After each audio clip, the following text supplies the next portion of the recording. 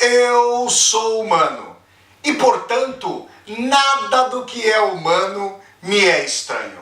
Assim falava o poeta e dramaturgo romano Terêncio, e assim falo eu, Flávio Ricardo Vassoler, escritor, professor, youtuber e nômade, fiel como os pássaros migratórios. E hoje, em mais um vídeo de leitura literária histórica aqui no meu canal do YouTube, Flávio Ricardo Vassoler, eu trago para vocês a leitura de fragmentos de um dos textos mais famosos da história da modernidade.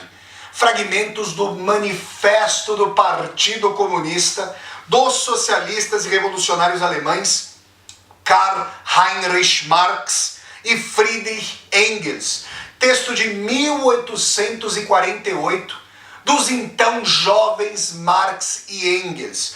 1848, ano nitroglicerínico na Europa, com uma vaga revolucionária que contrapôs a burguesia, que já se tornara conservadora, décadas depois da Revolução Francesa, já havia apeado a nobreza do poder e havia se consolidado como classe dominante, e o movimento dos trabalhadores, que disputava ali suas primeiras jornadas historicamente encarniçadas contra a burguesia. Sem mais, então, passemos a palavra a Marx e Engels para que eles nos desvelem alguns fragmentos do Manifesto do Partido Comunista.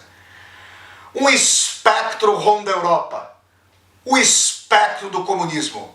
Ein Gespenst geht in Europa, das Gespenst des Kommunismus. Todas as potências da velha Europa uniram-se numa santa aliança a esse espectro. O Papa e o Tsar, Metternich e Guizot, radicais franceses e policiais alemães. Que partido de oposição não foi acusado de comunista por seus adversários no poder? Que partido de oposição, por sua vez, não lançou contra os elementos mais avançados da oposição e contra os seus adversários reacionários a pecha infamante de comunismo? Duas conclusões decorrem desse fato. Primeira, o comunismo já é reconhecido como força por todas as potências da Europa. Segunda, já é tempo de os comunistas exporem abertamente ao mundo inteiro seu modo de ver, seus objetivos, suas tendências, opondo à lenda do espectro do comunismo um manifesto do próprio partido. Com esta finalidade, comunistas de várias nacionalidades reuniram-se em Londres e esboçaram o manifesto que se segue, a ser publicado em inglês, francês, alemão, italiano, flamengo e dinamarquês. A história de todas as sociedades que existiram até hoje é a história da luta de classes. Homem livre e escravo, patrício e plebeu, barão e servo, mestres e companheiros, numa palavra, opressores e oprimidos, sempre estiveram em constante oposição uns aos outros, envolvidos numa luta ininterrupta, ora disfarçada, ora aberta, que terminou sempre ou com uma transformação revolucionária de toda a sociedade, ou com o declínio comum das classes em luta. O poder político do Estado moderno nada mais é do que um comitê para administrar os negócios comuns de toda a classe burguesa. A burguesia desempenhou na história um papel extremamente revolucionário. Aliás, os desavisados e desavisadas que chegarem ao Manifesto Comunista a partir desse trecho vão achar que Marx e Engels mais parecem apologistas do capital. Vejam isso aqui. Onde quer que tenha conquistado o poder, a burguesia destruiu todas as relações feudais, patriarcais, idílicas. Dilacerou impiedosamente os variegados laços feudais que ligavam o ser humano a seus superiores naturais e não deixou subsistir, de homem para homem, outro vínculo que não o interesse nu e cru, o insensível pagamento em dinheiro. Afogou nas águas gélidas do cálculo egoísta os sagrados frêmitos da exaltação religiosa, do entusiasmo cavalheiresco, do sentimentalismo pequeno-burguês.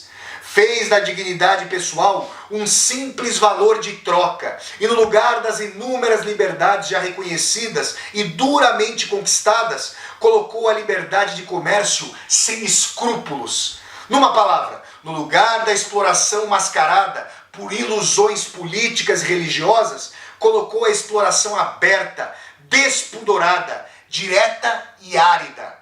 A burguesia despojou de sua auréola todas as atividades até então consideradas dignas de veneração e respeito.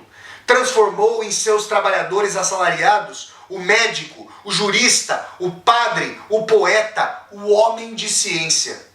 A burguesia rasgou o véu de comovente sentimentalismo que envolvia as relações familiares e as reduziu a meras relações monetárias. A burguesia revelou como a brutal manifestação de força que a reação tanto admira na Idade Média encontra seu complemento apropriado na mais desleixada indolência. Foi a primeira a mostrar o que pode realizar a atividade humana. Criou maravilhas que nada têm a ver com as pirâmides do Egito, os aquedutos romanos e as catedrais góticas. Realizou expedições muito diversas das migrações dos povos e das cruzadas.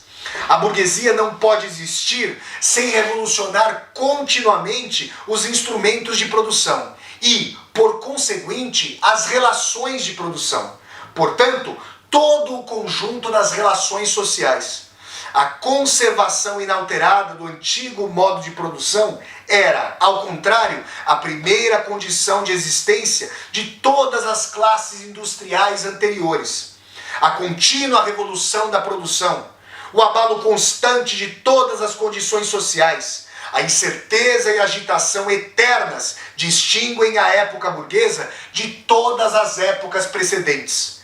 Todas as relações fixas e cristalizadas com seu séquito de crenças e opiniões tornadas veneráveis pelo tempo, são dissolvidas, e as novas envelhecem antes mesmo de se consolidarem. Tudo que é sólido e estável se volatiliza, tudo que é sagrado é profanado, e os homens são finalmente obrigados a encarar com sobriedade e sem ilusões sua posição na vida, suas relações recíprocas. Com o rápido aperfeiçoamento de todos os instrumentos de produção, com as comunicações imensamente facilitadas, a burguesia arrasta para a civilização todas as nações, até mesmo as mais bárbaras. Os baixos preços de suas mercadorias são a artilharia pesada com que derruba todas as muralhas chinesas, com que força a capitulação o mais obstinado ódio dos bárbaros aos estrangeiros. Obriga todas as nações, sob pena de extinção, a adotarem o modo de produção da burguesia. Obriga-as a ingressarem no que ela chama de civilização, isto é, a se tornarem burguesas. Numa palavra, a burguesia cria um mundo à sua imagem e semelhança. Em seu domínio de classe de apenas 100 anos, a burguesia criou forças produtivas mais poderosas e colossais do que todas as gerações passadas em conjunto. Subjugação das forças da natureza, maquinaria, aplicação da química na indústria e na agricultura, navegação a vapor, ferrovias, telégrafo elétrico, exploração de continentes inteiros, navegabilidade de rios, populações inteiras brotadas do solo, como que por encanto. Qual século anterior poderia suspeitar que semelhantes forças produtivas estivessem adormecidas no seio mesmo do trabalho social?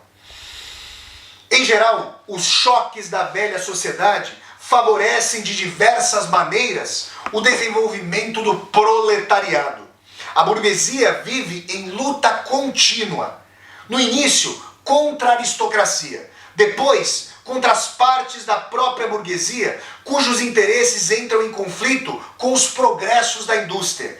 E sempre contra a burguesia dos países estrangeiros. Em todas essas lutas, ela vê-se obrigada a apelar para o proletariado, a solicitar seu auxílio e arrastá-lo assim para o movimento político. A burguesia mesma, portanto, fornece ao proletariado os elementos de sua própria educação, isto é, armas contra si mesma. Além do mais, com o progresso da indústria, frações inteiras da classe dominante são lançadas no proletariado, ou pelo menos ameaçadas em suas condições de existência. Também elas fornecem ao proletariado uma massa de elementos de educação. Finalmente, nos períodos em que a luta de classe se aproxima da hora decisiva, o processo de dissolução da classe dominante, de toda a velha sociedade, adquire um caráter tão violento e agudo que uma pequena parte da classe dominante se desliga dela e se junta à classe revolucionária, à classe que traz o futuro nas mãos. Portanto, assim como outrora uma parte da nobreza passou-se para a burguesia, hoje uma parte da burguesia passa-se para o proletariado, especialmente uma parte dos ideólogos burgueses que conseguiram alcançar uma compreensão teórica do movimento histórico em seu conjunto. Bom, o Marx e o Engels estão falando de si próprios, aderindo às fileiras do proletariado. Todas as classes que no passado conquistaram o poder procuraram consolidar a posição já adquirida, submetendo toda a sociedade às suas condições de apropriação. Os proletários não podem se apoderar das forças produtivas sociais, a não ser suprimindo o modo de apropriação a elas correspondente e, com isso, todo o modo de apropriação existente até hoje. Os proletários não têm de seu para salvaguardar, têm para destruir toda a segurança privada e todas as garantias privadas até aqui existentes. Toda a sociedade até aqui existente repousou no antagonismo entre classes de opressores e classes de oprimidos. Mas, para que uma classe possa ser oprimida, é preciso que lhe sejam asseguradas condições nas quais possa ao menos dar continuidade à sua existência servil. O servo, durante a servidão, conseguiu tornar-se membro da comuna, assim como o burguês embrionário, sob o absolutismo feudal, conseguiu tornar-se burguês. O operário moderno, ao contrário, ao invés de se elevar com o progresso da indústria, desce cada vez mais, caindo inclusive abaixo das condições de existência de sua própria classe. O operário torna-se um pobre e o pauperismo cresce ainda mais rapidamente do que a população e a riqueza. Fica assim evidente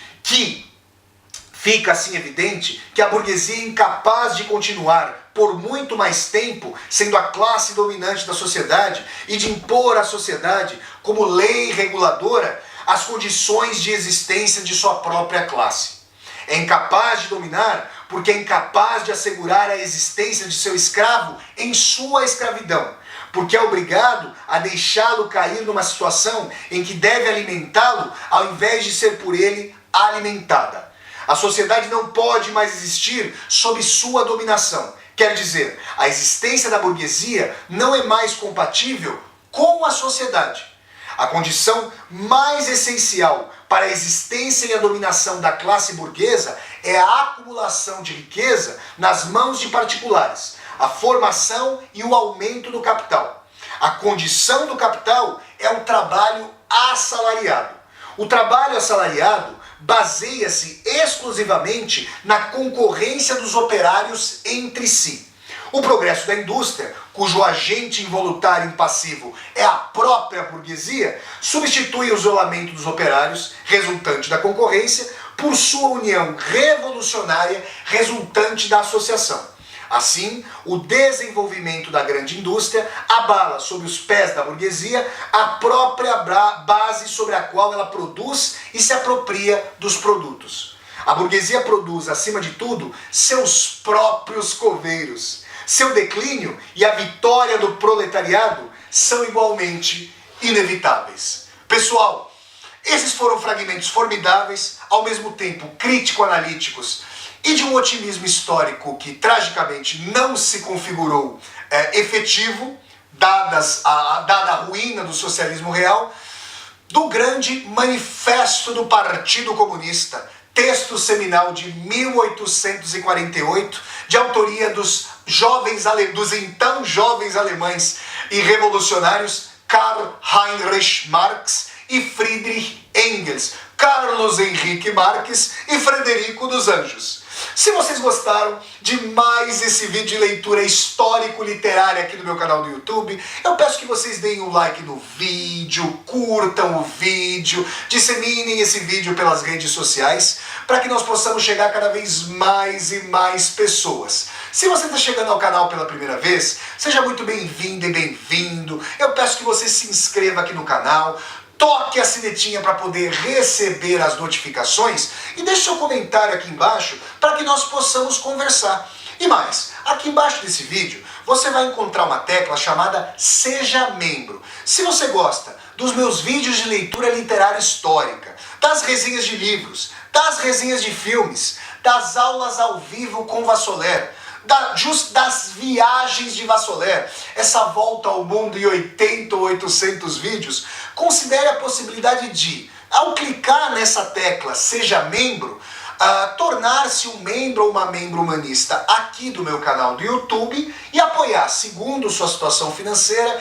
este meu projeto de universidade aberta por aqui, universidade aberta e virtual. Então é isso, pessoal. Até a próxima leitura literária histórica, gente. Tchau, tchau!